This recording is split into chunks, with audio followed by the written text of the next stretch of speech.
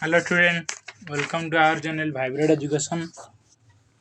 आज आम दशम श्रेणी जीव विज्ञान पोषण अध्याय टी वन शॉट करवा। ओके, आमर ये चैनल टी को सब्सक्राइब करेंगे एवं लाइक करेंगे एवं वीडियो गुड़ी को अन्य सांग मान शेयर करेंगे। ओके,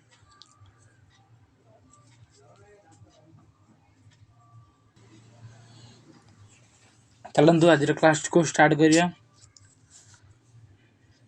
तमरो जो SA1 एग्जाम अच्छी ताहा होची अक्टोबर फर्स्ट वीक अच्छी कि अक्टोबर लास्ट वीक है एबे डिक्लेयर है को अध्याय पढ़िया फास्ट चलते से गुटे देखीदा।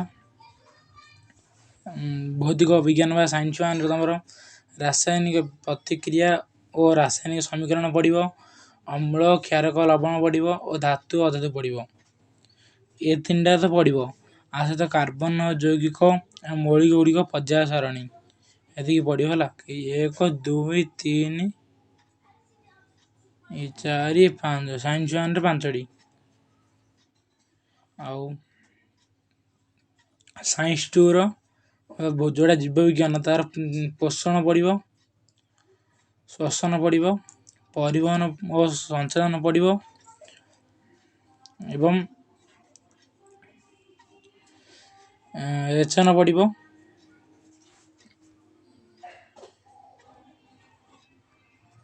रेचन पढ़ो और नियंत्रण समन्वय माने साइंस वन रे 5टी और साइंस टू रे 5टी टोटाल 10टी चैप्टर तुम माने 1.5 मास बा 45 दिन भितर कभर करिया पड़ियो। ओके, तेणु चलतु आज आम पोषण अध्याय गोटे one shot video one shot class T करवा। चलतु प्रथम अध्याय एटा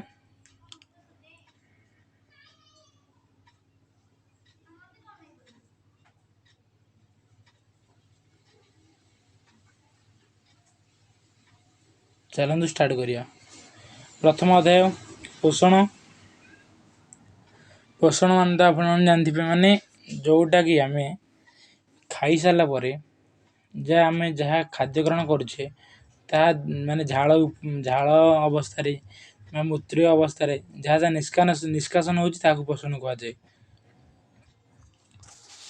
प्रथम पोषण देखा चय क्या कहुए। चय खाद्य 2 मिनट चय क्या कहुए। चय खाद्य खाद्य शरीर गठन पर आवश्यक उपादान सृष्टि होता गठनमूलक प्रक्रिया अटे या चय कहुए। चय क्या कहुए ना खाद्य शरीर गठन पर आवश्यक उपादान सृष्टि होगा एक गठनमूलक प्रक्रिया चय कहुए। जो आम खाऊँ से गुड़िक माने शरीर भितर केते कौन पूरा घटिकी गोटे एटा गोटे गठनमूलक प्रक्रिया चय गैस चय एक गठनमूलक प्रक्रिया है। चय कौन ना खाद्य शरीर गठन पर आवश्यक उपादान सृष्टि होगा एक गठनमूलक प्रक्रिया चय कहुए। सिंपल मीनिंग तार नेक्स्ट देखा अपचय। चयर उल्टा अपचय है। अपचय कौन सरल खाद्यर दहन जारण प्रक्रिया शक्ति मौजूद होता है। यही ध्वंसात्मक प्रक्रिया अपचय कहुए। कौन अपचय कौन ना सरल खाद्यर दहन प्रक्रिया शक्ति मौजूद होता है यह ध्वंसात्मक कहुए। ताले क्वेश्चन नंबर अपचय एक डैश प्रक्रिया अपचय एक ध्वंसात्मक प्रक्रिया। ओके, ये नोट कर दे पिला माने आधर क्वेश्चन अपचय एक डैश मोचित प्रक्रिया बोले शक्ति मोचित प्रक्रिया। अपचय कौन अपचय सरल खाद्य दहन जारण प्रक्रिया जारण हो जारण मैंने ओटो मिसवा है प्रक्रिया शक्ति मोचित होता है यही ध्वंसात्मक प्रक्रिया को अपचय कहुए। तार नेक्स्ट देखिए चय अपचय। चय आम कौन पढ़ले चय पढ़ले अपचय पढ़ले थर्ड चयापचय। ଚୟାପଚୟଟା କ'ଣ ନା ଚୟ ଆଉ ଅପଚୟ ଏଇଟା ଆଉ ଏଇଟା ଦୁଇଟା ଯାକ ମିଶିକି ଚୟାପଚୟ ହେଇଛି ହେଲା। ଚୟାପଚୟ ଦେଖିବା ଏବେ ଚୟ ଓ ଅପଚୟର ସମାହାରକୁ ଚୟାପଚୟ କୁହାଯାଏ। ଏହା ଜୀବ ଶରୀରରେ ସବୁବେଳେ ଚାଲିଥାଏ, ଅନରହ ଚାଲିଥାଏ। ମାନେ ଜୀବ ବଞ୍ଚିବା କ୍ଷଣି ଏହି ଚୟାପଚୟ ପ୍ରକ୍ରିୟାଟା ତାର ଶରୀର ମଧ୍ୟରେ ଚାଲିଥାଏ। ତାହେଲେ ଚୟାପଚୟ କ'ଣ ନା ଚୟାପଚୟ ହେଉଛି ଚୟ ଓ ଅପଚୟର ସମାହାରକୁ ଚୟାପଚୟ କୁହାଯାଏ। କୋଶ୍ଚିନ୍ ଚୟ ଓ ଅପଚୟର ସମାହାରକୁ ଡ୍ୟାସ୍ କୁହାଯାଏ। କ'ଣ ନା ଚୟ ଓ ଅପଚୟ ସମାହାରକୁ ଚୟାପଚୟ କୁହାଯାଏ। ନେକ୍ସଟ କୋଶ୍ଚିନ୍ ଦେଖିବା କୋଷୀୟ ଶୋଷଣ। କୋଷୀୟ ଶୋଷଣ ହେଲା। ଏହି ପ୍ରକ୍ରିୟାରେ ଜୀବକୋଷରେ ଗ୍ଲୁକୋଜ ଜାରଣ ଫଳରେ CO2 ଓ H2O ସୃଷ୍ଟି ହେବା ସହିତ ଶକ୍ତି ନିର୍ଗତ ହୋଇଥାଏ। କୋଷୀୟ ଶୋଷଣରେ କ'ଣ ହୁଏ ନା ଏହି ପ୍ରକ୍ରିୟାରେ ଜୀବକୋଷର ଗ୍ଲୁକୋଜ ଜାରଣ ହୁଏ, ମାନେ ଗ୍ଲୁକୋଜ ଯୋଉଟାକି C6H12O6 ଗ୍ଲୁକୋଜର ସଂକେତ ହେଲା। ଗ୍ଲୁକୋଜ ମାନେ ଜାରଣ ହେବା ସହିତ ମାନେ ଆ ସହିତ O2 ମିଶିବା ସହିତ CO2 H2O ମାନେ ଏହି ପ୍ରକ୍ରିୟା କ'ଣ ହୁଏ ମାନେ ଗ୍ଲୁକୋଜରେ ଜାରଣ ଘଟିଥାଏ ଏବଂ CO2 ଓ H2O ମାନେ ଅଙ୍ଗାରକାମ୍ଳ ଓ ଜଳ ନିର୍ଗତ ହୋଇଥାଏ ହେଲା। କୋଷୀୟ ଶୋଷଣ ଏହି ପ୍ରକ୍ରିୟାରେ ଜୀବକୋଷରେ ଗ୍ଲୁକୋଜ ଜାରଣ ଘଟେ। ଗ୍ଲୁକୋଜର ମାନେ C6H12O6 O2 ଗ୍ରହଣ କରେ। ଆଉ O2 ଯେତେବେଳେ ଗ୍ରହଣ କଲା ସିଏ ତାପରେ CO2 H2O ନିର୍ଗତ ହୁଏ। ଦେଖ ମୁଁ ସମୀକରଣ ତମକୁ ବୁଝି ଦେଉଛି। C6H12O6 ଯେତେବେଳେ O2 ଆଉଥରେ ଗ୍ରହଣ କଲା କ'ଣ ସିଏ ଦେବ CO2 ଗୋଟେ ନିର୍ଗତ ହେବ, ମାନେ CO2 ଗୋଟେ ନିର୍ଗତ ହେବ, H2O ନିର୍ଗତ ହେବ ହେଲା। ସିମ୍ପଲ। କୋଷୀୟ ଶୋଷଣ କ'ଣ ନା ଏହି ପ୍ରକ୍ରିୟାରେ ଜୀବକୋଷ ମଧ୍ୟରେ ଗ୍ଲୁକୋଜର ଜାରଣ ଘଟିଥାଏ। ମାନେ ଗ୍ଲୁକୋଜ O2 ଗ୍ରହଣ କରିଥାଏ, ତାହା ସହିତ CO2 ବା ଅଙ୍ଗାରକାମ୍ଳ ଓ ଜଳ ନିର୍ଗତ ହୋଇଥାଏ। ସରିଲା। ତାର ଆମେ ଦେଖିବା ସ୍ୱଭୋଜୀ। ଯେଉଁ ଜୀବମାନେ ନିଜ ଖାଦ୍ୟ ନିଜେ ପ୍ରସ୍ତୁତ କରିପାରନ୍ତି ସେମାନଙ୍କୁ ସ୍ୱଭୋଜୀ କୁହାଯାଏ। ସ୍ୱଭୋଜୀ କ'ଣ ମାନେ ଯିଏ ନିଜ ପାଇଁ ନିଜେ ଖାଦ୍ୟ ପ୍ରସ୍ତୁତ କରି ତାକୁ ଖାଇପାରୁଥିବ। ଯେଉଁ ଜୀବମାନେ ନିଜ ଖାଦ୍ୟ ନିଜେ ପ୍ରସ୍ତୁତ କରିପାରନ୍ତି ସେମାନଙ୍କୁ ସ୍ୱଭୋଜୀ କୁହାଯାଏ। ଉଦାହରଣ ସବୁ ଆମ୍ବ ଗଛ, ସବୁ ପ୍ରକାର ଗଛ, ଉଦ୍ଭିଦ ହେଲା, ସବୁ ଉଦ୍ଭିଦ ଉଦାହରଣରେ।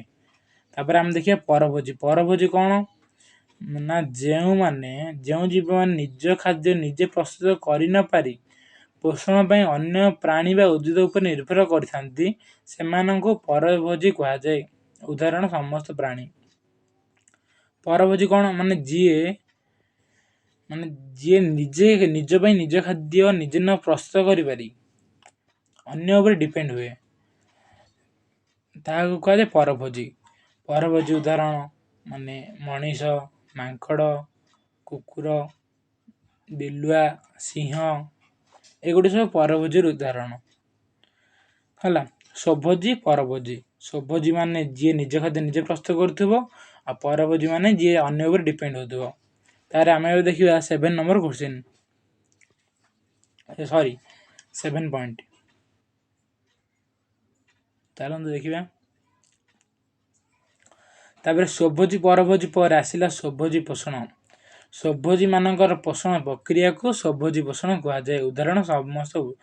ଦେଖ ଆଉଥରେ ସ୍ୱଭୋଜୀ ପୋଷଣ ମାନେ କ'ଣ ମାନେ ସ୍ୱଭୋଜୀ ହେଲେ କ'ଣ ଯିଏ ନିଜ ଖାଦ୍ୟ ନିଜେ ପ୍ରସ୍ତୁତ କରିପାରେ ତାହାକୁ ସ୍ୱଭୋଜୀ କୁହାଯାଏ। ତାପରେ ସ୍ୱଭୋଜୀ ପୋଷଣ ହେଉଛି ସ୍ୱଭୋଜୀ ମାନଙ୍କର ପୋଷଣ ପ୍ରଣାଳୀକୁ ପୋଷଣ କୁହାଯାଏ। ସ୍ୱଭୋଜୀ ପୋଷଣ କୁହାଯାଏ ହେଲା। ମାନେ ଉଦ୍ଭିଦ ମାନଙ୍କର ପୋଷଣକୁ ସ୍ୱଭୋଜୀ ପୋଷଣ କୁହାଯାଏ। କିନ୍ତୁ ପରଭୋଜୀ ପୋଷଣ କ'ଣ ସେମିତି ପରଭୋଜୀ ମାନଙ୍କ ପୋଷଣ ପ୍ରଣାଳୀକୁ ପରଭୋଜୀ ପୋଷଣ କୁହାଯାଏ। ଉଦାହରଣ ସମସ୍ତ ପ୍ରାଣୀ। ମାନେ ସ୍ୱଭୋଜୀ ପରଭୋଜୀ ଜାଣିଦେଲ ତାହେଲେ ସ୍ୱଭୋଜୀ ପୋଷଣ ପରଭୋଜୀ ପୋଷଣ ମୋ ବୁଝିବା ପୁରା ସହଜ। ସ୍ୱଭୋଜୀ ପୋଷଣ ମାନେ ସ୍ୱଭୋଜୀ ମାନେ ଯେଉଁ ପ୍ରଣାଳୀରେ ନିଜର ପୋଷଣ କରିଥାନ୍ତି ତାକୁ ସ୍ୱଭୋଜୀ ପୋଷଣ।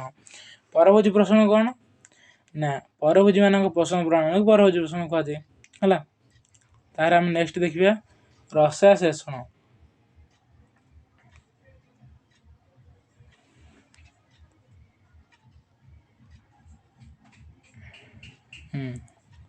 ନାଇଟ୍ରେଟ୍ ପ୍ରସ୍ତୁତକାରୀ ବ୍ୟାକ୍ଟେରିଆ ପରି କେତେକ ରାସାଶ୍ଲେଷଣ।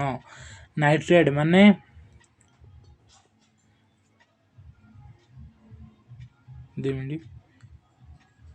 ନାଇଟ୍ରେଟ୍ ପ୍ରସ୍ତୁତକାରୀ ବ୍ୟାକ୍ଟେରିଆ ପରି କେତେକ ରାସାଶ୍ଲେଷଣ। ନାଇଟ୍ରେଟ୍ ଯେଉଁ ପ୍ରସ୍ତୁତ କରୁନାହାନ୍ତି Na2 ପ୍ରସ୍ତୁତକାରୀ କେତେକ ବ୍ୟାକ୍ଟେରିଆର ରାସାଶ୍ଲେଷଣ। ତାପରେ ନେକ୍ସଟ ଦେଖିବା ରାସାଶ୍ଲେଷଣ।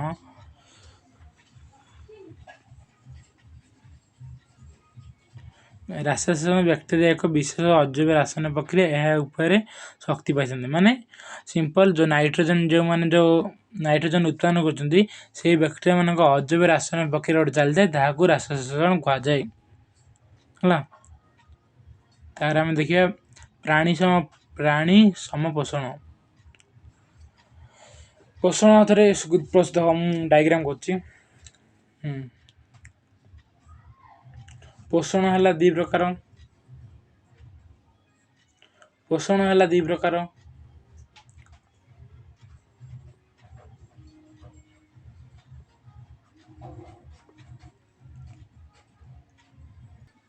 ପୋଷଣ ହେଲା ଦୁଇଟି ପ୍ରକାର, ଗୋଟେ ସ୍ୱଭୋଜୀ ପୋଷଣ ଆଉ ଗୋଟେ ପରଭୋଜୀ ପୋଷଣ।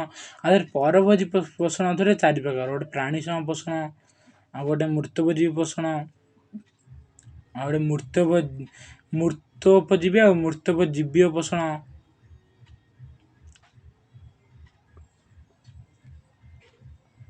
ମୃତୋପଜୀବୀ ପୋଷଣ ଆଉ ଗୋଟେ ହଉଛି ପରଜୀବୀ ପୋଷଣ। ହେଲା, ଚାଲ ଗୋଟେ ଦେଖିବା। ପ୍ରଥମେ ଦେଖିବା ପ୍ରାଣୀ ସମ ପୋଷଣ। ହେଲା, ପ୍ରାଣୀ ସମ ପୋଷଣ ଏହି ପଦ୍ଧତିରେ ପରଜୀବୀ ପ୍ରାଣୀଙ୍କ ବ୍ୟତୀତ ଅନ୍ୟ ସମସ୍ତ ପ୍ରାଣୀ ଓ ଅନ୍ୟ ଉଦ୍ଭିଦ ବା ପ୍ରାଣୀଙ୍କୁ ଖାଦ୍ୟ ରୂପେ ଗ୍ରହଣ କରିଥାନ୍ତି। ପ୍ରାଣୀ ସମ ପୋଷଣ କ'ଣ ନା ଏହି ପଦ୍ଧତିରେ ମାନେ ଯେଉଁ ପ୍ରକ୍ରିୟାଟାରେ ଏହି ପଦ୍ଧତିରେ ପରଜୀବୀ ପ୍ରାଣୀଙ୍କ ବ୍ୟତୀତ ଅନ୍ୟ ସମସ୍ତ ପ୍ରାଣୀ ଓ ଅନ୍ୟ ଉଦ୍ଭିଦ ପ୍ରାଣୀକୁ ଖାଦ୍ୟ ରୂପେ ଗ୍ରହଣ କରିଥାନ୍ତି। ଏଇଟାରେ କ'ଣ ନା ପରଜୀବୀ ଯେଉଁ ପ୍ରାଣୀ ବ୍ୟତୀତ ସେମାନଙ୍କୁ ବା ଅନ୍ୟ ସମସ୍ତ ପ୍ରାଣୀକୁ ଅନ୍ୟ ଉଦ୍ଭିଦ ପ୍ରାଣୀକୁ ଖାଦ୍ୟ ରୂପେ ଗ୍ରହଣ କରିଥାନ୍ତି, ତାହାକୁ ପ୍ରାଣୀ ସମ ପୋଷଣ କୁହାଯାଏ। ନେକ୍ସଟ କ୍ୱେଶ୍ଚିନ୍ ଦେଖିବା। ମୃତୋପଜୀବୀ ମାନେ କ'ଣ? ଯେଉଁ ପରଭୋଜୀ ମାନେ ମୃତ ଗଳିତ ପଚାସଢ଼ା ଉଦ୍ଭିଦ ବା ଖାଦ୍ୟ ବା ପ୍ରାଣୀର ଖାଦ୍ୟ ସଂଗ୍ରହ କରି ନିଜର ପୁଷ୍ଟି ସାଧନ କରନ୍ତି, ସେମାନଙ୍କୁ ମୃତୋପଜୀବୀ କଟନ୍ତି। ମାନେ ଯେଉଁ ପରଭୋଜୀ ମାନେ ମୃତ ଗଳିତ ପଚାସଢ଼ା ଉଦ୍ଭିଦ ବା ପ୍ରାଣୀର ଖାଦ୍ୟ ସଂଗ୍ରହ କରି ମାନେ ସେମାନେ କ'ଣ ଖାଇବେ ଜାଣିଛ ନା? ଗଳିତ ପଚାସଢ଼ା ପେଚା ଏହାକୁ ଖାଇବେ। ଉଦ୍ଭିଦ ପ୍ରାଣୀର ଖାଦ୍ୟ ସଂଗ୍ରହ କରି ମାନେ ନିଜ ଖାଦ୍ୟ ନାହିଁ, ଉଦ୍ଭିଦ ନହେଲେ ପ୍ରାଣୀର ଖାଦ୍ୟ ସଂଗ୍ରହ କରି ସେଗୁଡ଼ିକୁ ଖାଇବେ, ତାହାକୁ ମୃତୋପଜୀବୀ ପୋଷଣ କୁହାଯାଏ। ତାପରେ ନେକ୍ସଟ ମୃତୋପଜୀବୀ ପୋଷଣ।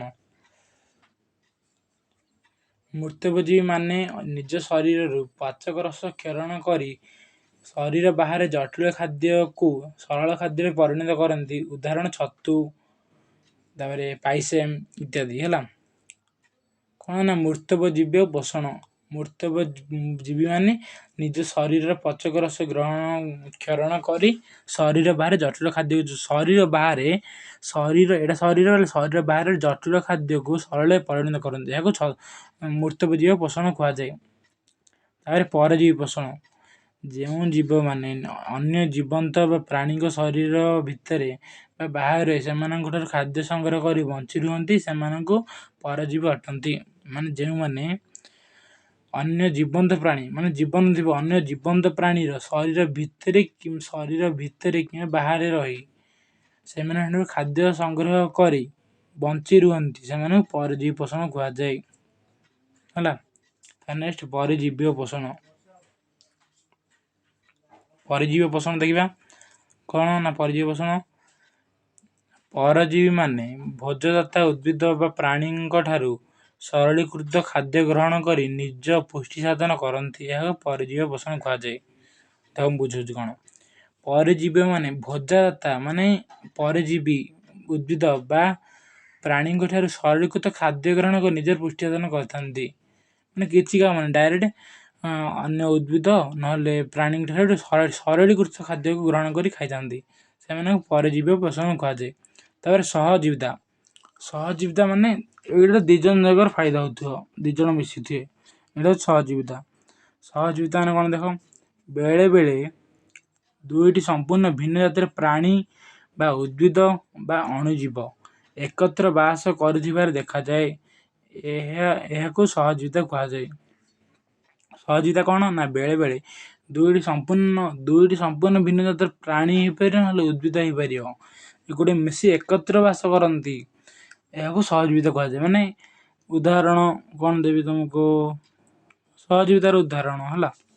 ତାପରେ ନେକ୍ସଟ ଦେଖିବା ସହଜୀବୀ ପୋଷଣ। ସହଜୀବୀ ପୋଷଣ ଇଂଲିଶ ୱାର୍ଡ ଯାଇ ଟିକେ ମନେ ରଖୁଥିବ ହେଲା। ସହଜୀବୀ ପୋଷଣ କ'ଣ ନା ସହଜୀବିତା ଭିତରେ ଦୁଇ ପ୍ରକାର ଜୀବ କେହି କାହାର କ୍ଷତି ନ କରି ବରଂ ସେମାନଙ୍କ ମଧ୍ୟରେ ପୋଷଣର ଆଦାନ ପ୍ରଦାନ କରିଥାନ୍ତି, ତାକୁ ସହଜୀବୀ ମାନେ ସହଜୀବିତା ଗୁଡ଼ିକ ହିଁ ସେ ଦୁଇ ପ୍ରକାର ଜୀବ କେହି କାହାର କ୍ଷତି କରନ୍ତି ନାହିଁ। ମାନେ ମନର ଏଇ ଜଣ ରହିଲା ଆଉ ଜଣେ ଗୋଟେ ଫଞ୍ଜାଇ ଆଉ ଗୋଟେ ପଥର ରୁହନ୍ତି, ବୋଲେ ଫଞ୍ଜାଇ ଆକୁ ଖାଦ୍ୟ ଦେଲାବେଳୁ ପଥର ତାକୁ ଜଳ ଦେଇଥାଏ, ଏମିତି ସବୁ ରହିଥାନ୍ତି ସହଜୀବୀ ପୋଷଣ ହେଲା। ସହଜୀବୀ ପୋଷଣର କ'ଣ ନା ସହଜୀବିତା ଭିତରେ ଦୁଇ ପ୍ରକାର ଜୀବ କେହି କାହାର କ୍ଷତି ନ କରି ବରଂ ସେମାନଙ୍କ ମଧ୍ୟରେ ପୋଷଣର ଆଦାନ ପ୍ରଦାନ କରିଥାନ୍ତି, ଏହାକୁ ସହଜୀବୀ ପୋଷଣ କୁହାଯାଏ ହେଲା। ତାପରେ ଦେଖିବା ଶାକାହାରୀ। ଉଦ୍ଭିଦ ବା ଉଦ୍ଭିଦ ପଦାର୍ଥ ଭକ୍ଷଣ କରୁଥିବା ପ୍ରାଣୀଙ୍କୁ ଶାକାହାରୀ କୁହାଯାଏ। ଉଦାହରଣ ଛେଳି, ମାନେ ଯିଏ ଉଦ୍ଭିଦ ବା ଉଦ୍ଭିଦ ପଦାର୍ଥ ଖାଉଥିବ, ଉଦାହରଣ ଛେଳି, ଗାଈ ଆଉ କ'ଣ ହରିଣ, ଏଗୁଡ଼ିକ ହେଉଛି ଶାକାହାରୀ। ମାନେ ଯିଏ ଉଦ୍ଭିଦ ବା ଉଦ୍ଭିଦ ପଦାର୍ଥ ଭକ୍ଷଣ କରୁଥିବା ପ୍ରାଣୀମାନଙ୍କୁ ଶାକାହାରୀ କୁହାଯାଏ ହେଲା। ତାପରେ ଦେଖିବା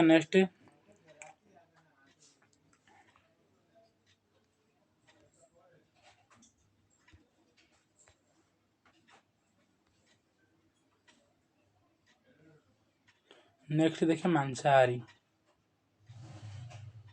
ହେଲା। ମାଂସାହାରୀ ଦେଖିବା ଅନ୍ୟ ପ୍ରାଣୀ ବା ପ୍ରାଣୀଜ ପଦାର୍ଥ ଭକ୍ଷଣ କରୁଥିବା ପ୍ରାଣୀମାନଙ୍କୁ ମାଂସାହାରୀ କୁହାଯାଏ।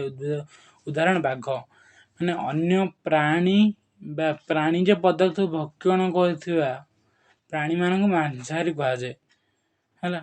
ମାଂସାହାରୀ କ'ଣ ନା ଅନ୍ୟ ପ୍ରାଣୀ ବା ପ୍ରାଣୀଜ ପଦାର୍ଥ ଭକ୍ଷଣ କରୁଥିବା ପ୍ରାଣୀମାନଙ୍କୁ ମାଂସାହାରୀ କୁହାଯାଏ। ଉଦାହରଣ ବାଘ, ତାପରେ ବାଘ ହେଇପାରିବ ସିଂହ, ବାଘ ସିଂହ ଆଉ କ'ଣ ଆଉ ବାଘ ଗୋଟେ ସିଂହ ଆଉ ଡାଇନେସର, ଏଗୁଡ଼ିକ ହେବ ମାଂସାହାରୀ।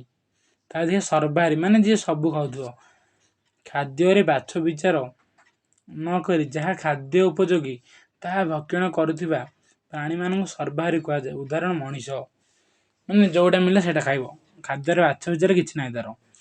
ଉଦାହରଣ କ'ଣ ନା ମେନ୍ ମଣିଷ, ଡଗ୍ କୁକୁର ହେଇପାରିବ ଆଉ କ'ଣ ମାଙ୍କଡ଼, ଏଗୁଡ଼ିକ ସବୁ ସର୍ବାହାରୀ ଯିବ। ତାର ଆମର ମାଂସାହାରୀ, ସର୍ବାହାରୀ ଆଉ କ'ଣ ଶାକାହାରୀ ସରିଲା। ତାର ବି ଆଲୋକ ଶୋଷଣ ଦେଖିବା।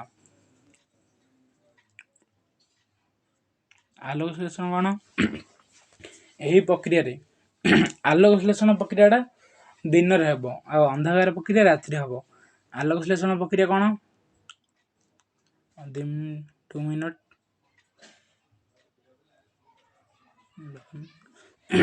ଆଲୋକ ଶ୍ଳେଷଣ ପ୍ରକ୍ରିୟା କ'ଣ, ଏହି ପ୍ରକ୍ରିୟାରେ ସବୁଜ ଉଦ୍ଭିଦ ସବୁଜ କଣା ମାଧ୍ୟମରେ ଦୃଶ୍ୟମାନ ଆଲୋକର ଶକ୍ତିକୁ ରାସାୟନିକ ଶକ୍ତିରେ ରୂପାନ୍ତରିତ କରିବା ସହ O2 ଓ ସରଳ ଶର୍କରା ପ୍ରସ୍ତୁତ କରିଥାଏ। କ'ଣ ଦେଖ ବୁଝୁଛି, ଏହି ପ୍ରକ୍ରିୟାରେ ସବୁଜ ଉଦ୍ଭିଦ ମାନେ ଉଦ୍ଭିଦ ଗୁଡ଼ିକ ତାଙ୍କ ସବୁଜ କଣା ମାନେ ଯେ ପତ୍ରର ଷ୍ଟୋମ୍ ସବୁଜ କଣା ମାଧ୍ୟମରେ ଦୃଶ୍ୟମାନ ଆଲୋକ ରଶ୍ମି, ଦିନରେ ଯେଉଁ ଆଲୋକ କିରଣ ପଡ଼ୁଛି ତାହା ଶକ୍ତିକୁ ସେ ଶକ୍ତିଟା ରାସାୟନିକ ଶକ୍ତି ରୂପାନ୍ତରିତ କରିବା ସହିତ O2 ନିର୍ଗତ କରିବା ସହିତ ସରଳ ଗ୍ଲୁକୋଜ ବୋଲେ C6H12O6 ନିର୍ଗତ କରିଥାନ୍ତି ବା ପ୍ରସ୍ତୁତ କରିଥାନ୍ତି, ଏହାକୁ ଆଲୋକ ଶ୍ଳେଷଣ କୁହାଯାଏ ହେଲା। ତାପରେ ନେକ୍ସଟ ଦେଖିବା ଆମେ ଷ୍ଟୋମ୍ କ'ଣ, ସବୁଜ ପତ୍ର ପୃଷ୍ଠଠାରେ ଥିବା ଛୋଟ ରନ୍ଧ୍ର ଦେଇ CO2 ଓ ଜଳୀୟ ବାଷ୍ପର ବିନିମୟ ଅଟେ। ଏହି ପତ୍ର ଛିଦ୍ରକୁ ଷ୍ଟୋମ୍ କୁହାଯାଏ। ଷ୍ଟୋମ୍ କ'ଣ ନା ଯେଉଁ ପତ୍ରରେ ମଝିରେ ଏମିତି ଥିବ ତାକୁ ସବୁ ସେଇଟା ଯଦି କ'ଣ CO2 ଆଉ ଜଳୀୟ ବାଷ୍ପରେ ବିନିମୟ ହୋଇଥାଏ ନା ଆଦାନ ପ୍ରଦାନ। CO2 ସିଏ ସଂଗ୍ରହ କରିଥାଏ, ଜଳୀୟ ବାଷ୍ପକୁ ଜଳୀୟ ବାଷ୍ପ ବି ସଂଗ୍ରହ କରିଥାଏ ଏବଂ O2କୁ ପ୍ରଦାନ କରିଥାଏ। ଏହାକୁ ସେଇଟା କେଉଁ ଅଙ୍ଗ ଦ୍ୱାରା ହେଉଛି ନା ଷ୍ଟୋମ୍ ଦ୍ୱାରା ସମ୍ଭବ ହେଉଛି। ନେକ୍ସଟ ଦେଖିବା ହରିତ ଲବକ। ହରିତ ଲବକ କ'ଣ? ଏବେ ନେକ୍ସଟ ଦେଖିବା ହରିତ ଲବକ। ହରିତ ଲବକ କ'ଣ? ଉଦ୍ଭିଦର ପତ୍ର ଓ ଅନ୍ୟ ସବୁଜ ଅଂଶରେ ଥିବା ରଙ୍ଗୀନ ଲବକକୁ ହରିତ ଲବକ କୁହାଯାଏ। ଏହା ଉଦ୍ଭିଦର ରନ୍ଧନଶାଳା। ହରିତ ଲବକ କ'ଣ ନା ଉଦ୍ଭିଦର ରନ୍ଧନଶାଳା। କୋଶ୍ଚିନ୍ ଉଦ୍ଭିଦର ରନ୍ଧନଶାଳା କ'ଣ? ବା ଷ୍ଟୋମ୍ କିମ୍ବା ହରିତ ଲବକ ହେଲା। ଉଦ୍ଭିଦର ପତ୍ର ଓ ଅନ୍ୟ ସବୁଜ ଅଂଶରେ ଥିବା ରଙ୍ଗୀନ ଲବକ ହରିତ ଲବକ କୁହାଯାଏ। ତ ନେକ୍ସଟ ଦେଖିବା ସବୁଜ କଣିକା।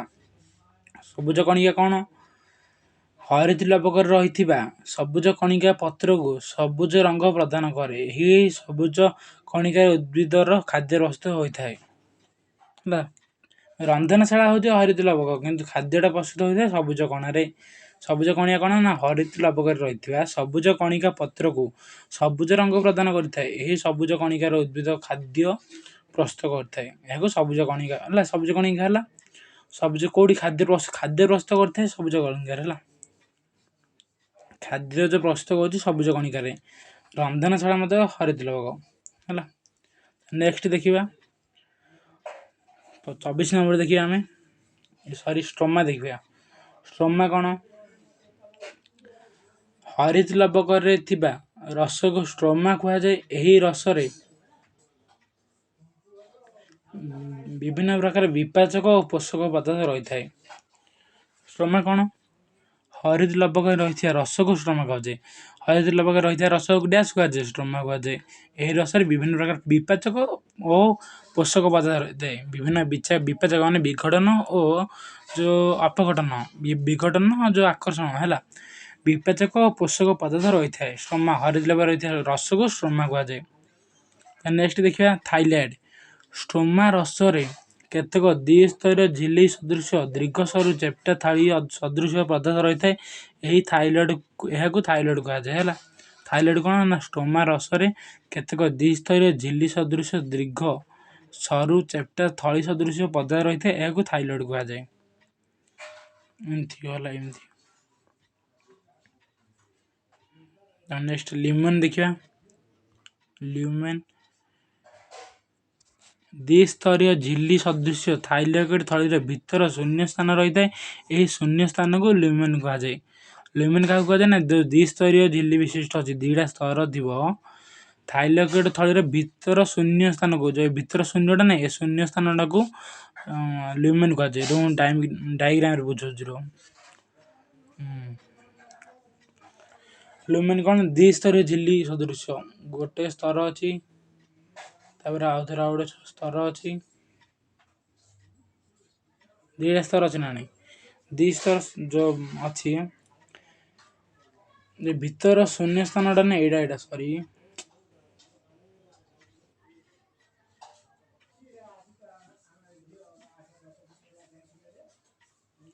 ଭିତର ଏଇଟା ଏ ଶୂନ୍ୟ ସ୍ଥାନଟା ଏଇଟା ହେଉଛି ଲ୍ୟୁମେନ୍ ହେଲା। ନେକ୍ସଟ ଦେଖିବା ଗ୍ରାନା।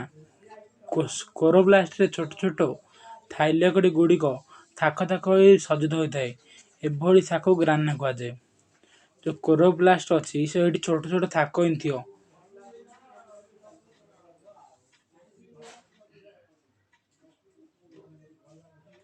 ଏ ଥାକ ଗୁଡ଼ିକ କ'ଣ କୁହାଯାଏ ନା ଗ୍ରାନା କୁହାଯାଏ।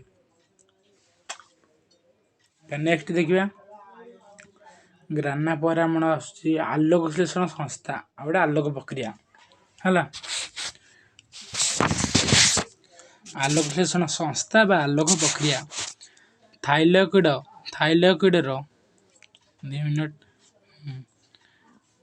ଥାଇଲଏଡ୍ର ପ୍ରତ୍ୟେକ ଝିଲ୍ଲି ସ୍ତରୀୟ କ୍ଲୋରୋଫିଲ୍ ପ୍ରୋଟିନ୍ ଓ ଲିପିଡ୍ ଅଣୁରେ ସଜେଇ ହୋଇ ଷ୍ଟ୍ରୋମା ରସରେ ଆଲୋକ ବିଶ୍ଳେଷଣ ସଂସ୍ଥା ଗଠନ କରନ୍ତି। ଥାଇଲଏଡ୍ର ପ୍ରତ୍ୟେକ ଝିଲ୍ଲି ସ୍ତରୀୟ କ୍ଲୋରୋଫିଲ୍ ଓ ପ୍ରୋଟିନ୍ ଲିପିଡ୍ ଅଣୁ ସଜେଇ ଷ୍ଟ୍ରୋମା ରସରେ ଆଲୋଚନା କୋଉଠି କରନ୍ତି ନା ଷ୍ଟ୍ରୋମା ରସରେ ଆଲୋଲେସନ ସଂସ୍ଥା ଗଠନ କରନ୍ତି। ଏଗୁଡ଼ି ସବୁ ନୋଟ୍ କରିଦିଅ ହେଲା ପିଲାମାନେ। ତା ନେକ୍ସଟ ଦେଖିବା ଆମେ ଆଲୋକ ପ୍ରକ୍ରିୟା। ଆଲୋକ ପ୍ରକ୍ରିୟା ଆଉ ଅନ୍ଧକାର ପ୍ରକ୍ରିୟା। ଆଲୋକ ପ୍ରକ୍ରିୟା କ'ଣ? ଆଲୋକ ପ୍ରକ୍ରିୟା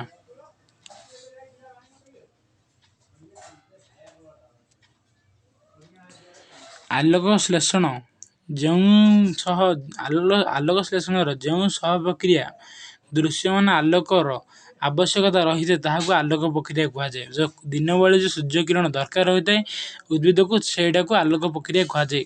ଆଲୋକ ଶ୍ଳେଷଣର ଯେଉଁ ସହ ପ୍ରକ୍ରିୟା ଦୃଶ୍ୟମାନ ଆଲୋକର ଆବଶ୍ୟକ ହୋଇଥାଏ ତାହାକୁ ଆଲୋକ ପ୍ରକ୍ରିୟା କୁହାଯାଏ। ତାପରେ ନେକ୍ସଟ ଆମେ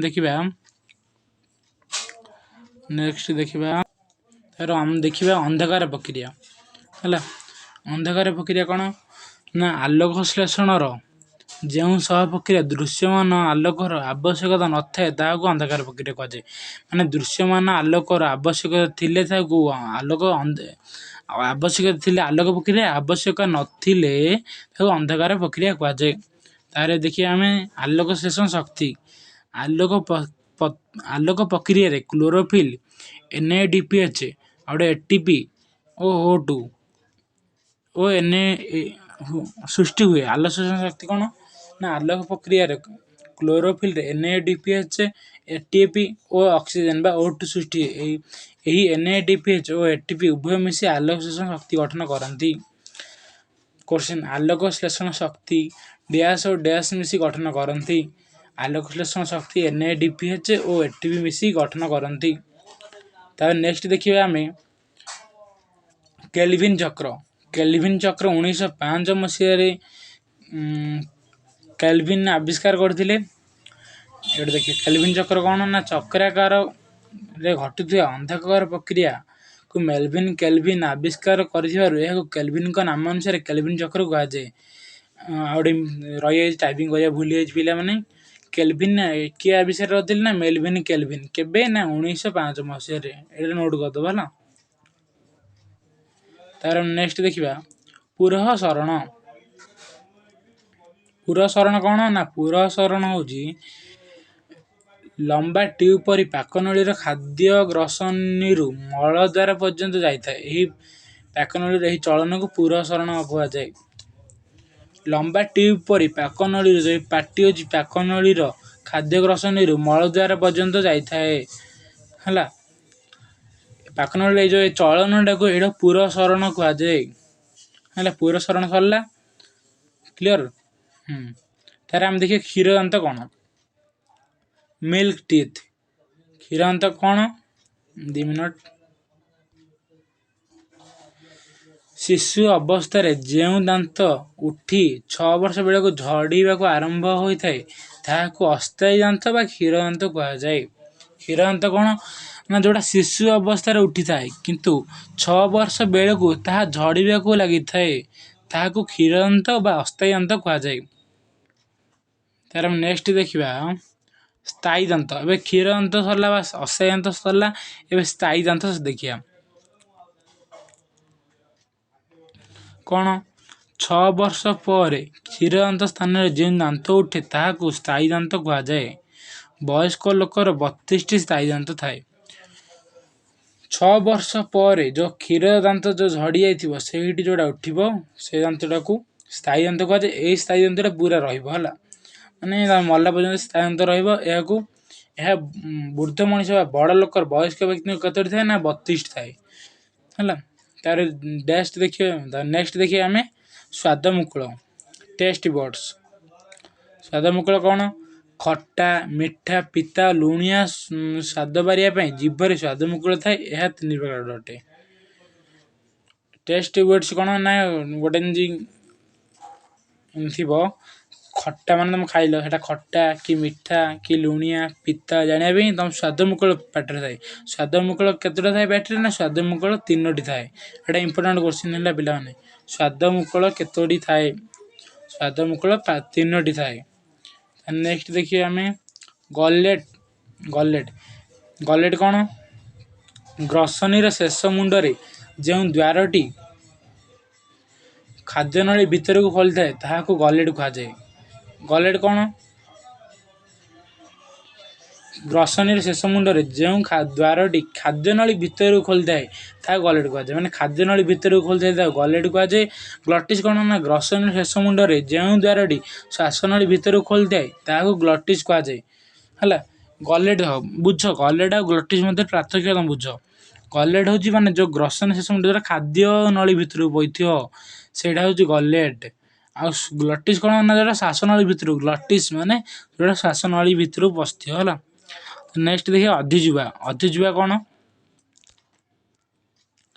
ଗ୍ଲଟିସ୍ ଗ୍ରସନୀର ଶେଷ ମୁଣ୍ଡରେ ଯେଉଁ ଦ୍ୱାର ଗ୍ଲଟିସ୍ ତ ଭଲ ଶ୍ୱାସନଳୀ ଭିତରୁ ଯାଏ ତାକୁ ଗ୍ଲଟିସ୍ କୁହାଯାଏ। ବୁଝିଲେ? ତାର ଅଧିଜିହ୍ୱା କ'ଣ? ଶ୍ୱାସନଳୀର ଦ୍ୱାରରେ ଥିବା ତରୁଣାସ୍ଥର ପ୍ଲେଟ୍ ଖାଦ୍ୟ ଗିଳିବା ସମୟରେ ଶ୍ୱାସନଳୀ ଦ୍ୱାରରେ ବନ୍ଦ ରଖେ, ଏହାକୁ ଅଧିଜିହ୍ୱା କୁହାଯାଏ। ଦେଖ ଅଧିଜିହ୍ୱା କ'ଣ? ମାନେ ଦେଖ ଦୁଇଟା ଯେଉଁ ପ୍ଲେଟ୍ ଅଛି, ଗୋଟେ ହେଉଛି ଗ୍ଲଟିସ୍ ଆଉ ଗୋଟେ ଦୁଇଟା ଯେଉଁ ପ୍ଲେଟ୍ ରହିଲା, ଗୋଟେ ଗଲେଟ୍ ଆଉ ଗୋଟେ ଗ୍ଲଟିସ୍। ଗ୍ଲଟିସ୍ ଗୋଟେ ରହିଲା ଆଉ ଗୋଟେ ଗଲେଟ୍ ରହିଲା। ଏ ଦୁଇଟା ଯେଉଁ ଅଧିଜିହ୍ୱା କ'ଣ କରୁଛି ନା ମଝିରେ ଥାଉଛି। ହେଲା, ଖାଦ୍ୟ ଗିଳିବା ସମୟରେ ତୁମେ ସିଏ ଶ୍ୱାସନଳୀର ଯେଉଁ ଗ୍ଲଟିସ୍କୁ ବନ୍ଦ କରୁଛି ଆଉ ଶ୍ୱାସ ନେବା ସମୟରେ ସେ ଖାଦ୍ୟ ନଳୀର ଗଲେଟ୍କୁ ବନ୍ଦ କରୁଛି, ଏହାକୁ ଅଧିଜିହ୍ୱା କୁହାଯାଏ। ତ ନେକ୍ସଟ ଆମେ ଦେଖିବା କାର୍ଡ଼ିଆକ୍ ଷ୍ଟୋମାକ୍। କାର୍ଡ଼ିଆକ୍ ଷ୍ଟୋମାକ୍ କ'ଣ ପିଲାମାନେ? କାର୍ଡ଼ିଆକ୍ ଷ୍ଟୋମାକ୍ ହେଉଛି ପାକସ୍ଥଳୀର ଉପର ଚଉଡ଼ା ଅଂଶ ହୃତ୍ପିଣ୍ଡ ନିକଟରେ ରହୁଥିବାରୁ ଏହାକୁ କାର୍ଡ଼ିଆକ୍ ଷ୍ଟୋମାକ୍ କୁହାଯାଏ। ଯେଉଁ ପାକସ୍ଥଳୀର ଉପର ଅଂଶକୁ କାର୍ଡ଼ିଆକ୍ ଷ୍ଟୋମାକ୍ କୁହାଯାଏ।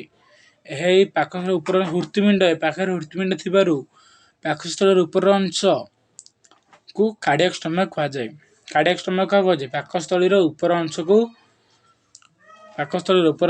କାର୍ଡ଼ିଆକ୍ ଷ୍ଟୋମାକ୍ କୁହାଯାଏ। ତାପରେ ନେକ୍ସଟ ଦେଖିବା ଆମେ 41 ନମ୍ବର ପାଇଲୋରିକ୍ ଷ୍ଟୋମାକ୍। ପାଇଲୋରିକ୍ ଷ୍ଟୋମାକ୍ କ'ଣ? ପାକସ୍ଥଳୀର ତଳ କମ୍ ଓସାରିଆ ଅଂଶକୁ ପାଇଲୋରିକ୍ ଷ୍ଟୋମାକ୍ କୁହାଯାଏ। ଏଠାରୁ ଖାଦ୍ୟ କ୍ଷୁଦ୍ରାନ୍ତ ମଧ୍ୟକୁ ପ୍ରବେଶ କରେ। ପାଇଲୋରିକ୍ ଷ୍ଟୋମାକ୍ କ'ଣ? ପାକସ୍ଥଳୀର ତଳେ ଓସାରିଆ ଅଂଶକୁ ପାଇଲୋରିକ୍ ଷ୍ଟୋମାକ୍ କୁହାଯାଏ। ପାଇଲୋରିକ୍ ଷ୍ଟୋମାକ୍ ପରେ କ'ଣ ହୁଏ ନା ଏଠାରୁ ଖାଦ୍ୟ କ୍ଷୁଦ୍ରାନ୍ତ ମଧ୍ୟକୁ ପ୍ରବେଶ କରେ। କେଉଁଠାରୁ ଖାଦ୍ୟ କ୍ଷୁଦ୍ରାନ୍ତ ମଧ୍ୟକୁ ପ୍ରବେଶ କରେ? ପାଇଲୋରିକ୍ ଷ୍ଟୋମାକ୍ ଠାରୁ। ହେଲା, ତାହେଲେ ନେକ୍ସଟ ଆମେ ଦେଖିବା କ'ଣ? ନେକ୍ସଟ କ'ଣ ଅଛି ପିଲାମାନେ ଦେଖିବା। ତାହେଲେ ଆମର ଅଛି ପାଇଲୋରିକ୍ ଷ୍ଟୋମାକ୍ ପରେ ପାଇଲୋରିକ୍ ସ୍ଫିଣ୍ଟର ହେଉଛି ପାଇଲୋରିକ୍ ଷ୍ଟୋମାକ୍ ଶେଷରେ ଥିବା ମୁଦ୍ରିକା ଆକାରର ମାଂସପେଶୀ ବା ଅବରୋଧକୁ ପାଇଲୋରିକ୍ ସ୍ଫିଣ୍ଟର କୁହାଯାଏ।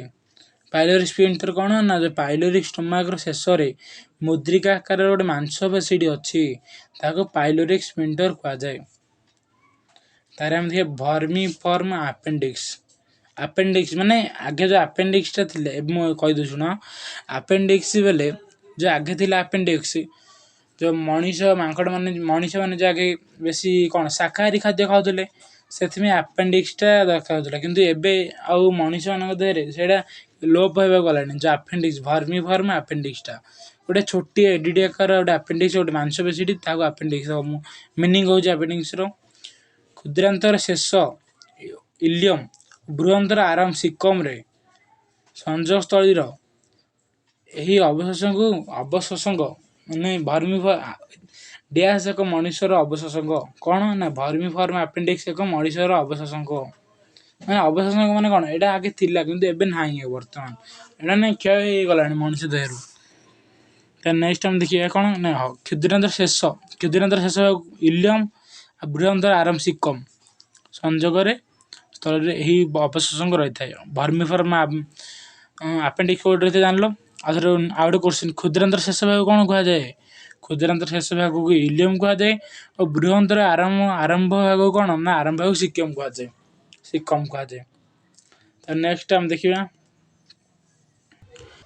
ଦେଖିବା ଲାଳଗ୍ରନ୍ଥି। ଲାଳଗ୍ରନ୍ଥି କ'ଣ? ମୁଖ ଗହ୍ୱରରେ ଥିବା 3 ଯୋଡ଼ା ଲାଳଗ୍ରନ୍ଥି ଲାଳ ଖେଳୁଥିବେ। ଏଥିରେ ଥିବା ଟାଏଲିନ୍ ନାମକ ବିପାଚକ ଶ୍ୱେତସାରକୁ ହଜମ କରିବାରେ ସାହାଯ୍ୟ କରିଥାଏ। ଲାଳଗ୍ରନ୍ଥିରେ ମୁଖ ଗହ୍ୱରରେ କେତୋଟି ଯୋଡ଼ା ଲାଳଗ୍ରନ୍ଥି? 3 ଯୋଡ଼ା ଲାଳଗ୍ରନ୍ଥି ବେଲେ 6ଟି। ଗୋଟେ ଯୋଡ଼ା ହେଲେ କେତେଟା? ଗୋଟେ ଯୋଡ଼ା ହେଲେ 2ଟା। ତିନି ଯୋଡ଼ା ବେଲେ 6ଟି ହେଲା। ମୁଖରେ ଥିବା 3 ଯୋଡ଼ା ଲାଳ ଗ୍ରନ୍ଥିକୁ ଲାଳକ୍ଷୟରେ ଧୁଏ। ଏଥିରେ ଥିବା ଟାଇଲିନ୍ ନାମକ ବିପାଚକ ଶକ୍ତି ଶ୍ୱେତସାରକୁ ହଜମ କରିଥାଏ। ଡ୍ୟାସ୍ ଶ୍ୱେତସାରକୁ ହଜମ କରିଥାଏ। ଟାଇଲିନ୍ ଶ୍ୱେତସାରକୁ ହଜମ କରିଥାଏ। ତାପରେ ଜଠର ଗ୍ରନ୍ଥି ଦେଖିବା। ଏହି ଗ୍ରନ୍ଥିରୁ ପାଚକ ରସ କ୍ଷରିତ ହୁଏ। ଏଥିରେ ଲବଣାମ୍ଳ ସହିତ ପେପ୍ସିନ୍ ଓ ଲାଇପେଜ୍ ନାମକ ଏନଜାଇମ୍ ରହିଥାଏ। ଜଠର ଗ୍ରନ୍ଥି କ'ଣ ନା ଏଥିରୁ ପାଚକ ରସ ଏଇଟା ପାକସ୍ଥଳୀରେ ଥାଏ ହେଲା। ଏଥିରେ ପାଚକ ରସ କ୍ଷରିତ ହୁଏ। ଏଥିରେ ଲବଣାମ୍ଳ ସହିତ ପେପ୍ସିନ୍ ଓ ଲାଇପେଜ୍ ନାମକ ଏନଜାଇମ୍ ରହିଥାଏ। କୋଶ୍ଚିନ୍ ଆସିବ ପିଲାମାନେ, ପେପ୍ସିନ୍ ଓ ଲାଇପେଜ୍ କେଉଁଠାରେ ରହିଥାଏ? ପେପ୍ସିନ୍ ଓ ଲାଇପେଜ୍ ଜଠର ଗ୍ରନ୍ଥିରେ ରହିଥାଏ ହେଲା। ତାର ମିଶ୍ରିତ ଗ୍ରନ୍ଥି କ'ଣ? ଏହି ଗ୍ରନ୍ଥିରୁ ଉଭୟ ଏନଜାଇମ୍ ଓ ହରମୋନ୍ କ୍ଷରଣ ହୋଇଥାଏ। ଏହାକୁ ମିଶ୍ରିତ ଗ୍ରନ୍ଥି କୁହାଯାଏ। ମିଶ୍ରିତ ଗ୍ରନ୍ଥି କ'ଣ ପାଇଁ କୁହାଗଲା? ଏଇଠୁ ଉଭୟ ଏନଜାଇମ୍ କ୍ଷରଣ ହେଉଛି, ତା ସହିତ ହରମୋନ୍ ବି କ୍ଷରଣ ହେଉଛି, ତେଣୁ ଏହାକୁ ମିଶ୍ରିତ ଗ୍ରନ୍ଥି କୁହାଗଲା ହେଲା। ତାପରେ ନେକ୍ସଟ ମିଶ୍ରିତ ଓ ଅଗ୍ନାଶୟ ରସରେ ଆମାଇଲେଜ୍ ଲାଇପେଜ୍ ପ୍ରୋଟିଏଜ୍ ଏନଜାଇମ୍ ରହିଥାଏ। ଅଗ୍ନାଶୟରେ ଯେଉଁଠୁ ହରମୋନ୍ ଓ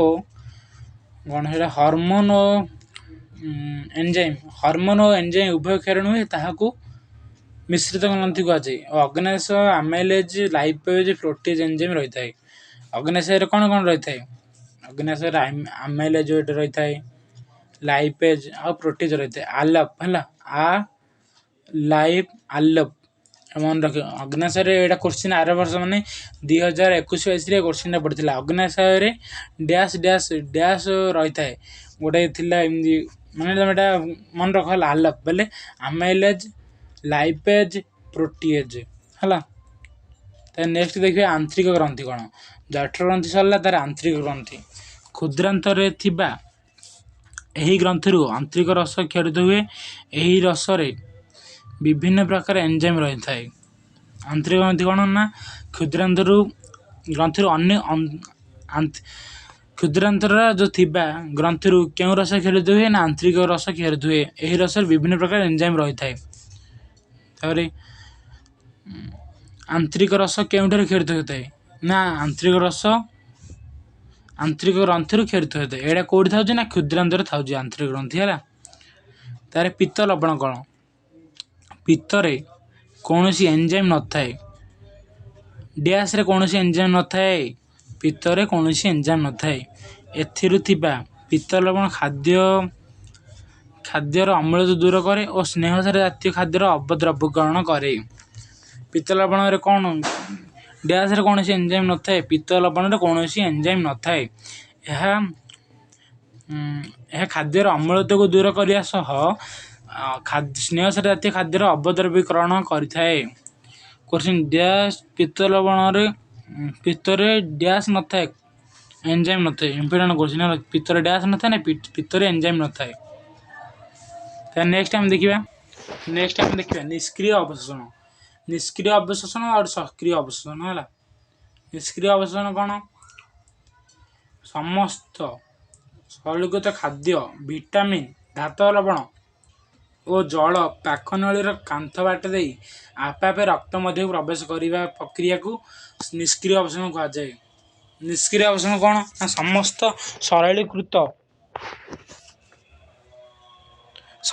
ସରଳୀକୃତ ଖାଦ୍ୟ, ଭିଟାମିନ୍, ଧାତବ ଲବଣ ଓ ଜଳ ପାକନଳୀର କାନ୍ଥ ବାଟ ଦେଇ ଆପେ ରକ୍ତ ମଧ୍ୟକୁ ପ୍ରବେଶ କରିଥାଏ, ତାହାକୁ ନିଷ୍କ୍ରିୟ ଅବଶୋଷଣ କୁହାଯାଏ। ତାପରେ ସକ୍ରିୟ ଅବଶୋଷଣ କ'ଣ? ନା ସମସ୍ତ ସରଳୀକୃତ ଖାଦ୍ୟ, ଭିଟାମିନ୍, ଧାତବ ଲବଣ ଓ ଜଳ ପାକନଳୀର କାନ୍ଥ ବାଟ ଦେଇ ଶକ୍ତି ପ୍ରୟୋଗ ରନ୍ଧ୍ର ମଧ୍ୟକୁ ପ୍ରବେଶ କରିଥାଏ, ତାହାକୁ ସକ୍ରିୟ ଅବଶୋଷଣ କୁହାଯାଏ। ଓକେ, ତେଣୁ ପିଲାମାନେ ସରିଲା। ଆଜି ଆମେ ୱାନ୍ ସାଇଡ଼୍ରେ ଗୋଟିଏ ପାଠଟି ପୁରା ଆଉ ଟିକେ ଅଛି ପିଲାମାନେ। କ'ଣ ନା ଏଇଟା ଇମ୍ପୋର୍ଟାଣ୍ଟ ପଏଣ୍ଟ ହେଲା। ଏଇ ପଏଣ୍ଟ ଗୋଟେ ଦେଖିଦିଅ। କ'ଣ ନା ଆମେ ଖାଉଥିବା ଖାଦ୍ୟକୁ 6 ଭାଗରେ ବିଭକ୍ତ କରାଯାଇଛି। ପଏଣ୍ଟ ଗୋଟେ ହେଲା, ଆମେ ଖାଉଥିବା ଖାଦ୍ୟକୁ ଡ୍ୟାସ୍ ଭାଗରେ ବିଭକ୍ତ କରାଯାଇଛି। ଆମେ ଖାଉଥିବା ଖାଦ୍ୟକୁ 6 ଭାଗରେ ବିଭକ୍ତ କରାଯାଇଛି। ଗ୍ଲୁକୋଜର ସଂକେତ ଜାଣିଛ ପିଲାମାନେ 6H12O6। 1 ଗ୍ରାମ ଶ୍ୱେତସାରରେ କେତେ କେଜି किलो जूल केते किलो जूल शक्ति निर्गत होता है 1 ग्राम श्वेतसारରୁ 1 ग्राम केते ना 16 किलो जूल शक्ति निर्गत होता है। यदि 1 ग्राम 16 किलो जूल शक्ति निर्गत होता है ताले 2 ग्राम केते ना 2 × 16 केते 32 ग्राम किलो जूल शक्ति निर्गत हुए हला। एटा गोटे 2000 केते ना 2000 हाँ 2020 रे क्वेश्चन पड़थिला 100 ग्राम श्वेतसारରୁ केते किलो जूल शक्ति मिलता है केते किलो जूल पिलाने हाँ कमेंट करा यार आंसर हला केते को नले कमेंट करा ए क्वेश्चन रा आंसर कमेंट रे करियो हला। जीवकोशर थिबा कोश जीवक प्राय 70-90 दल रही है। इंपोर्टेंट पॉइंट प्रतिदिन प्राय 3-4 लीटर पानी पीवा उचित। मनुष्य केते लीटर ना 3-4 लीटर पानी। परभोजी पोषण मुख्यतः 4 प्रकार हला। नेक्स्ट कौन ना आम अंतर्नली रे ई कोलाई बैक्टेरिया बा B12 प्रस्तुति करी जोगाई थाए। हाँ एटा गोटे क्यों ना एटा गोटे सहजीवीर उदाहरण है ई कोलिया बा ई कोलिया आमको कौन दे थाए B12 आमर सी जो आंतरिक पाखे दे है आंतरिक नली रे कि बैक्टेरिया ना ई कोलाई बैक्टेरिया थाइलॉइड और क्लोरोप्लास्ट स्ट्रोमा रस मिसी आलोक श्लेषण सृष्टि करथांती है। आलोक श्लेषण प्रथम सिद्धांत फ्रेडरिक ब्लैकमैन देथिले किए देथिले ना फ्रेडरिक ब्लैकमैन प्रथम सिद्धांत देथिले।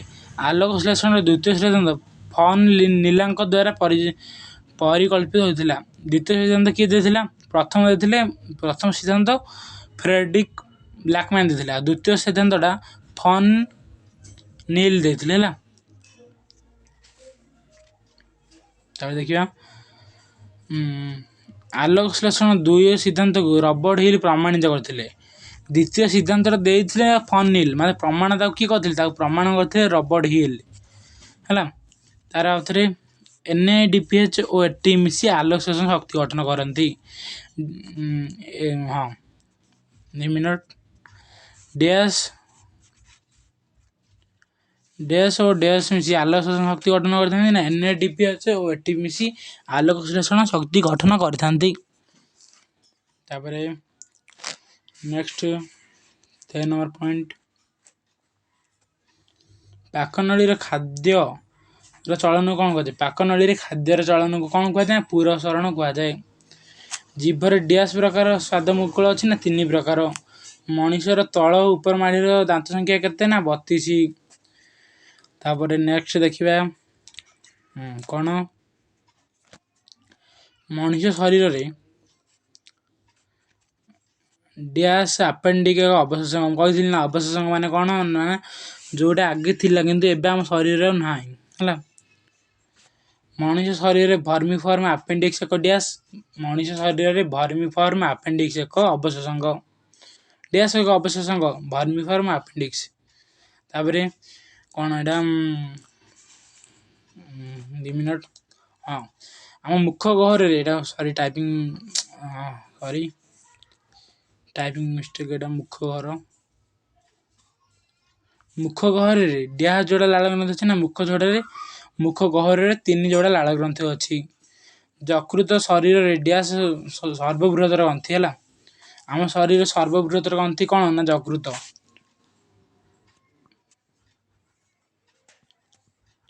शरीर सर्वबृहत ग्रंथि डैश यकृत। आग्नेय शरीर मिश्रित ग्रंथि अटे। अग्नेय कौन ना शरीर मिश्रित ग्रंथि। देखिए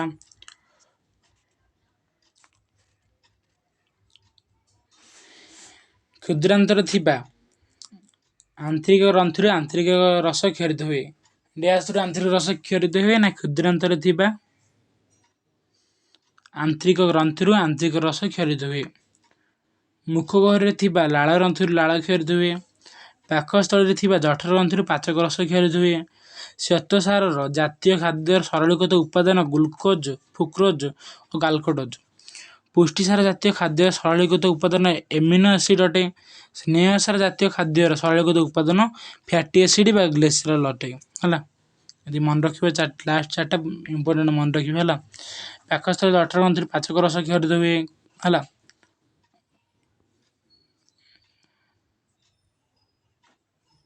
କ'ଣ ନା ପାଚକ ରସ କ୍ଷରିତ ହୁଏ। ଶ୍ଵେତସାର ଜାତୀୟ ଖାଦ୍ୟ ସରଳୀକୃତ ଉପାଦାନ ଗ୍ଲୁକୋଜ, କ'ଣ ନା ସେଟା ଗ୍ଲୁକୋଜ ଗୋଟେ, ଫ୍ରୁକ୍ଟୋଜ ଗୋଟେ। ପୁଷ୍ଟିସାର ଜାତୀୟ ଖାଦ୍ୟର ସରଳୀକୃତ ଉପାଦାନ କ'ଣ ନା ଏମିନୋ ଏସିଡ୍।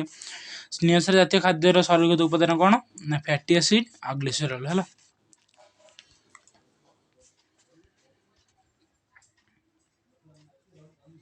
ପିଲାମାନେ କ୍ଲାସଟି ଆଜି ରଖିବା ଏତିକିରେ। ଆମର ଏଇ ଚ୍ୟାନେଲଟିକୁ ଲାଇକ୍, ସେୟାର ଆଣ୍ଡ ସବସ୍କ୍ରାଇବ୍ କରିବେ। ଚ୍ୟାନେଲଟିକୁ